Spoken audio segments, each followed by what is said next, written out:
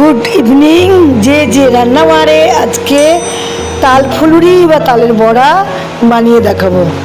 এর জন্য আমি তাল নিয়েছি একটা। এবার তালটাকে যে গ্রেট করে গ্রেটার মেশিনের মধ্যে দিয়ে তালটাকে ঘষে তালের মাড়িটাকে আমি বের করে নেব। দেখুন, এর মধ্যে এইভাবে যদি তালের মাড়িটা বের করে নেন তাহলে কিন্তু একটা সুতোও ওই তালের মাড়ির মধ্যে যাবে না।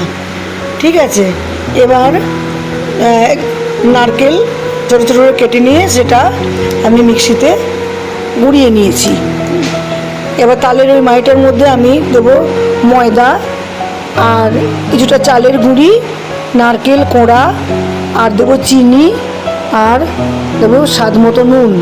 কারণ যে কোনো মিষ্টিজাত দ্রব্য বানাতে গেলে, পিঠে হোক, পায়েস হোক বা তাল ফুলুরি, তার মধ্যে একটু নুন দিলে সেটা স্বাদটা আরও বেশি বেড়ে যায়।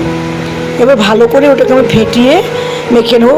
মানে যেমন যদি মনে করেন যে একটু চালের গুঁড়ি কম হয়েছে বা ময়দা কম হয়েছে, সেটা দেখলেই বোঝা যাবে।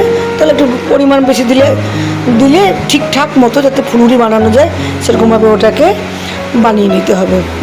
এরপর কড়াইতে সাদা তেল দিয়ে, তেল গরম হলে ওই ফুলুরির মতো করে একটু একটু দিয়ে ছেড়ে সেটাকে ভালো করে এপিট ওপিট করে ডুবো তেলে একদম লাল লাল করে ভেজে নিতে হবে। দেখুন কি সুন্দর তাল ফুলুরিগুলো দেখতে হয়েছে, না অসাধারণ খেতেও হয়েছে।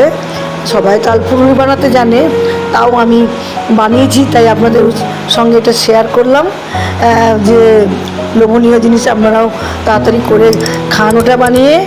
আর আমারটা কেমন হয়েছে সেটাও অবশ্যই জানাবেন, লাইক কমেন্ট শেয়ার করবেন। আর আমার চ্যানেলটা এখনও যারা সাবস্ক্রাইব করেননি তারা সাবস্ক্রাইব করে দেবেন।